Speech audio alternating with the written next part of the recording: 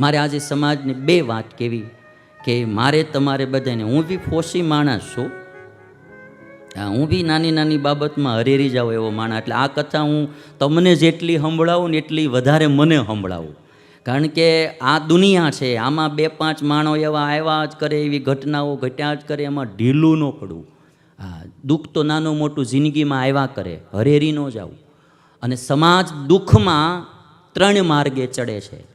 કાં પાપના માર્ગે ચડે છે, કાં અંધશ્રદ્ધાના માર્ગે ચડે છે, અને કાં પછી છે તો આત્મઘાતના માર્ગે ચડે છે. મારે કહેવું કે દુઃખમાં ત્રણમાંથી એક પણ ન કરવું. ઘણીવાર માણસ દુઃખમાં આર્થિક ભીહ હોય, કંઈક પ્રોબ્લેમ હોય, ચોરી લૂંટ દગાદુગી ભેળસેળ કોકનું લઈ લેવું ન દેવું, આવા બધા પાપમાં ચડી જતો હોય છે. કાં પછી દુઃખમાં અંધશ્રદ્ધામાં દોરા ધાગા જંતર મંતર નાટક ચેટક કાંઈક ના કાંઈક હાથ જોડાવે ને માંદળિયા બાંધે ને લીંબુ બાંધે ને મરચાં બાંધે તાવીજ બાંધે ને ઘોડાના નાળ બાંધે ને કેટલું કેટલું બાંધે એ કંઈ ખબર જ ન પડે આપણને. આવી બધી અંધશ્રદ્ધાઓમાં ચડી જતો હોય છે. અને કાં પછી માણસ આત્મઘાત કરતો હોય છે. આ હરિલીલામૃત શીખવાડે છે કે દુઃખ આવે ત્યારે શું કરવું. ધર્મદેવે એટલું કીધું એના પત્નીને કે આપણા ઈષ્ટદેવ હનુમાન દાદા છે, આપણે એમને પ્રાર્થના કરો, કષ્ટભંજન દેવ આપણું દુઃખ દૂર કરશે. આપણા કુળદેવ, આપણા ઈષ્ટદેવ જે હોય એને પ્રાર્થના કરવી, એની ભક્તિ કરવી, એનો આશ્રય કરવો. આપણું દુઃખ પ્રારબ્ધમાં લખેલું હશે તો એ ભગવાન હળવું કરશે.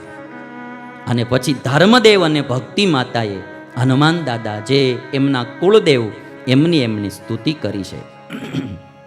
હનુમાનજીની સ્તુતિ કરતા એમણે એવું કહ્યું, સીતા તણી તરત શુદ્ધ તમે જ લીધી, લંકાપુરી પણ તમે જ પ્રજાળી દીધી, લીધો વિભીષણ સુભક્ત તમે ઉગારી, હે રામદૂત હનુમંત વિપત્તિ હારી, છોજી કૃપાળુ કુળદેવ તમે અમારા, પૂજ્યા અમે ચરણ ચિત્ત ધરી તમારા, માટે હરો સકળયા વિપદા અમારી, હે રામદૂત હનુમંત વિપત્તિ હારી.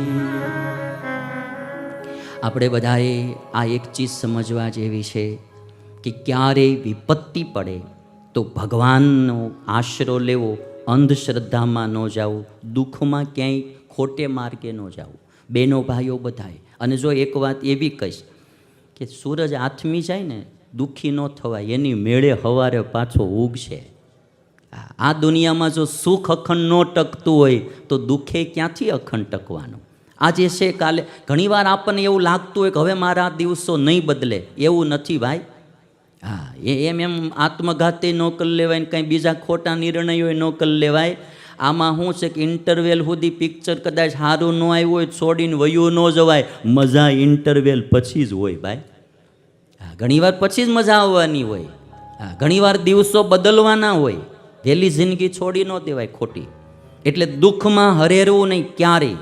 તમને મારે એક બે ક્લિપ બતાવી છે. મુશ્કેલીમાં પણ સામનો કરવો જોઈએ. કેવી રીતે? તમે આ એક ક્લિપ જુઓ. હવે આવડા બે બચશે જ નહીં. એક બાજુથી મગર, એક બાજુથી હાથી. પણ અંત ટાઈમે, એન્ડની ઘડીએ માણસનું જીવન બચી જાય, દિવસો હારા આવી જાય. એટલે ક્યારેય હા જરા તરા કદાચ તમારે આર્થિક ભીહમાં આવી ગયા હો તોય મૂંઝાવું નહીં ને મરવું નહીં. કાલ સવારે દિવસો પાછા હારા થઈ જાય. કોઈના બૂચે ન મારવા બહુ. હા, કારણ કે આપણે ને તેને આર્થિક ભીહ આવશે એટલે એ ન કરવું, પણ મૂંઝાવું નહીં. અને માણસે થોડુંક હિંમત પણ રાખવી જોઈએ. ક્યારેય જિંદગીમાં પાછી પાની ન કરવી. તમને હું એક ક્લિપ બતાવું. કેવી કેવી જિંદગી પણ જેવી છે. દુનિયા મેં કિતના ગમ હે, મેરા ગમ તો બહુત કમ હે. લોકોના દુઃખ જોયા ને તો મારું દુઃખ તો હાવ ભૂલાઈ ગયું કે મારે તો કાંઈ દુઃખ છે જ નહીં. ઘણીવાર તો આપણે આમ વધારે પડતું દુઃખને લઈ લેતા હોઈએ. જેવી રીતે આ કોરોનાને કેમ વધારે પડતો લઈ લીધો છે આપણે બધાએ. એવું કંઈ છે નહીં, પણ આમ વધારે પડતો આપણે આમ એટલો બધો સિરિયસલી એને લઈ લીધો છે. એટલે આમ ઘણીવાર દુઃખને પણ બહુ સિરિયસલી લઈ લેતા હોઈએ. એક ચીજ બહુ પાકી છે યાર. તમે આમ જોજો, દુઃખમાં તમે વધારે સિરિયસ બની જાઓ ને એટલે દુઃખ હાવી થઈ જાય, અને હળવા ફૂલ મળો ને રહેવા એટલે દુઃખે ધીરે ધીરે એમ માનશે કે મારો આવડો ગણકાર છે નહીં કાંઈ. હા, એ તે જાવા માંડશે. અમુક ચીજ તો કહેવાય જ નહીં, ખબર જ ન પડવા દેવાય. અમે ગયેલા અયોધ્યા, અમારું એક્સિડન્ટ થયું. અમારે હરિનંદન સ્વામી કેડ ભાંગલા અયોધ્યા પાસે ઠેઠ રાતે 10 વાગે મારો હાથ ભાંગી ગયો, અને અમારા જનમંગલ સ્વામી તો બોલે જ નહીં. મેં કીધું આ એક તો ગયા, કાંઈ બોલે જ નહીં, અને 2-3 એક કઈડ ભાંગલા ને બધા ના ને તેન. હવે અહીંયા બાલસ્વામીને અમારે પ્રિયવદન સ્વામી 2 જણા ફરેણીમાં, બોલો. અને પછી તો કહેવું તો પડે વળતે દાડે ભાઈ આવું થયું છે. મેં બાલસ્વામીને કીધું, મેં કીધું બાલસ્વામી એક્સિડન્ટ થયું છે અને આમ ગાડીને નુકસાન થયું, અમને કાંઈ વાંધો નથી. મેં કીધું એમ હવે આપણે એને એમ કહી દે કે આટલી ભાંગતૂટ થઈ છે, આવડાઈ બિચારા અહીં બધા દુઃખી થઈને હવે જે થઈ ગયું હોય તો થઈ ગયું, એટલે અમે કીધું જ નહીં. અમે પછી ત્યાં ફૈઝાબાદ હોસ્પિટલમાં અમને દાખલ કરી દીધા. અમારા ખાટલા ઉપર રાતે આવીને કૂતર્યા હોવે. ઘડીક થાય ગાય આટા મારવા આવે હોસ્પિટલમાં, ઘડીક થાય કૂતર્યા આવે. એક દી આખો દી કાઢ્યો તો કોઈ મળવું સામું જોવા ન આવે. હવે નિર્ગુણ સ્વામી પર અમે નિર્ણય કર્યો, અમે આપણે ગુજરાત વયા જઈએ. એટલે પછી 1 ફૂટ પટ્ટી, મારો હાથ અહીંથી આમ સીધો જ ભાંગી ગયેલો, આખો નોખો જ પડી ગયેલો. નોખો પડી ગયેલો એ 5 મિનિટ પછી મને ખબર પડી. ઊંચો નહોતો થતો ને ત્યારે મળું, મેં કીધું આમાં કંઈક વાંધો લાગે છે. ભાંગ્યો ત્યારે ખબર જ નહોતી. પછી ફૂટપટ્ટી આમ બાંધી દીધી. અમે 4 દાડે ત્યાંથી ટ્રેનમાં, ટેમ્પામાં, 3 પૈડાવાળા ટેમ્પામાં ત્યારે હું બેઠો હતો. હા, અને અમે ફરેણી આવ્યા અને પછી દાખલ થયા જુનાગઢ અને આ કર્યું. પણ અહીંયા આવ્યા ને તઈ ઠેઠ આ સ્વામીને ખબર પડવા દીધી હતી કે આ કંઈક એક્સિડન્ટ થયો છે. ઘણીવાર તો શું થાય, જરાક થયું ને આપણે એટલું બધું અમુક ફોસી માણા હોય વાતું મળે ને કરવા, અમુકને બીજાના હાર્ટ એટેક આવી જાય. એટલે દુઃખને બહુ લાંબુ ન કરવું, થોડુંક પ્રેમથી હળવાશથી એને લેતા શીખવું જોઈએ. અતિશય દુઃખમાં ક્યારે આત્મઘાત. આજે યુવાન યુવતીઓ પ્રેમમાં સેજ નથી સક્સેસ જતા ને તરત આત્મઘાતો કરી લે છે.